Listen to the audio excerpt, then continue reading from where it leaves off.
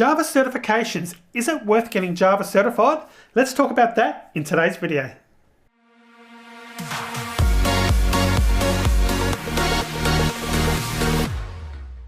Welcome back. My name is Tim Bachauka with another programming tip of the day, and we're talking about Java certifications.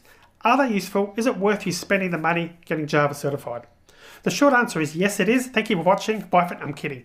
No, but seriously, it is very important to look at these things, really from a strategic point of view and think, is it worth me spending the money to get Java certified? Firstly, you make the decision whether it is, but secondly, is the certification I'm taking going to be approved by and accepted by the industry?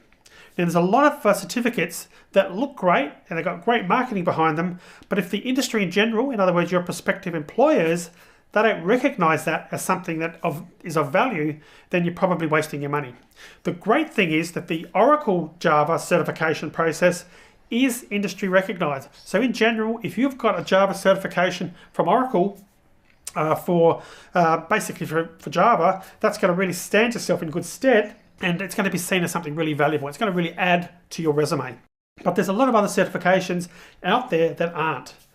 Now, one of the negatives about getting Java certified through Oracle is the cost. Now, I haven't got the exact prices, but I think last time I checked it was around about $300 plus US dollars to become certified. So you might look at that and think, wow, that's really expensive.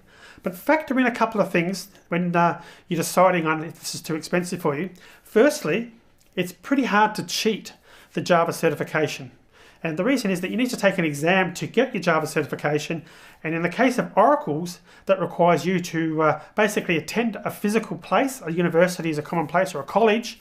And someone has to watch you take that, and you need to prove who you are, show those credentials. So for a lot of those reasons, it's really hard, it's much harder to actually cheat. And if you think about it, also the fact that basically they need to get someone there to actually watch you take the test, presumably they're being paid for that. So there's a portion of that cost that is being outlaid for you to take that exam. Then because of that process, it's being harder to cheat, and because the contents of the certification and what the contents in the exam can be quite hard if you haven't studied Java properly, it's seen as a positive thing. So if you've got that certification, it proves that you know Java to a certain level, and it proves that you have yourself taken that exam, and you haven't cheated your way. Because if you think about it, online exam, let's just just assume that where there's a certification out there that was online only, you didn't need to prove who you were, you could just spend the money, take it. Now, what's to say you didn't cheat? What's to say you didn't just look up the answers as you went through it all and, wow, I got 100%. Wow, how good am I? When in reality, you've cheated. So an employer, chances are they'll be aware of that, and they would validate any certifications you have in the sense that they'll check and see where it come from. So in other words, if you say you're Java certified from XYZ company, someone, when you're going to get that programming job, will likely at some point try and verify XYZ company to see whether they are reputable. But in the case of Oracle, getting back to the Java Oracle program certification, Java certification, it's a recognized thing because Oracle, being the creators of Java, or now the owners, not the creators, but there's basically they're seen as being a positive thing. They're seen as something that people can adopt, and it's a great thing to add to your resume is what I'm trying to say. So I think personally it's worth the money if you're struggling to get your first programming job or you want to get a better job. And there's multiple levels of certifications as well.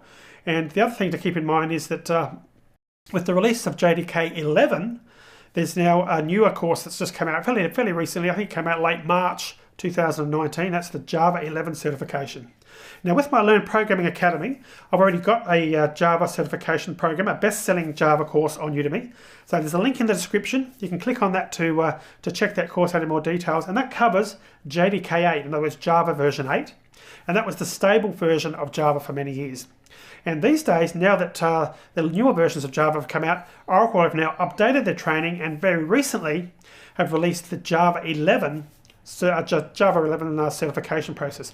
And I'm actually in the process of creating a new course for that. So in the next, probably the next 6 to 8 weeks as of the date I'm shooting this video, I'll have that course released. So if you're looking to get Java 11 certified, then I suggest you hang on and wait for that course, and that'll help you go through the process. And without getting too much, I don't want to make this a salesy type video, but what I want to let you know is that in terms of the type of course that I'm generating, for Java 11, I'm focusing on what you need to know. So I've got 2 Java courses already. I've got the Java Masterclass and the Java Crash Course, both on Udemy. Links also in the description of this video. Now they teach you how to use Java. And they're aimed for someone who's got no experience, how to learn programming, how to learn Java. Now the Java certification course that I'm working on is going to teach you how to pass the exam. So it's not trying to teach you Java, it's trying to teach you what you need, the gotchas, the tricks and techniques that they use in some of the exam questions are going to be covered in that course. So keep that in mind, that it's very important that you know these things when you go into those exams. But anyway, we'll talk more about that in future videos. Getting back to Java certification though in general, I think it's very valuable for the reasons that I've outlined. Because it's seen as something of value by the industry in general, adding it to your resume can be the difference between you getting a job and not getting a job. So I think it's worthwhile. If you've got the funds and you can afford it, make it a priority to get Java certified, and it's going to be something you'll have forever. And the other thing is, even as future versions of Java actually come out, you can upgrade your certification to the newer version at a cheaper price and paying for the full price for the exam again, for that certification for that version again. So it can still be valuable right now to get Java 8 training, and you'll pay a much cheaper price to upgrade that to Java 11. And the good thing is then you can say you're certified in both Java 8 and Java 11. So you can see there's pros and cons there. I'm rambling, so I'm going to stop now. Thanks for watching. Let's move on now to another video. Alrighty, so I hope that helped. If you've got any questions, feel free to leave a comment and I'll get back to you. If you're ready to look at the next tip, click on up here and you can check that out. If you're interested in coding specific programming videos, click on the link in the bottom left hand corner. Consider subscribing by clicking on the link up here, and I'll see you soon.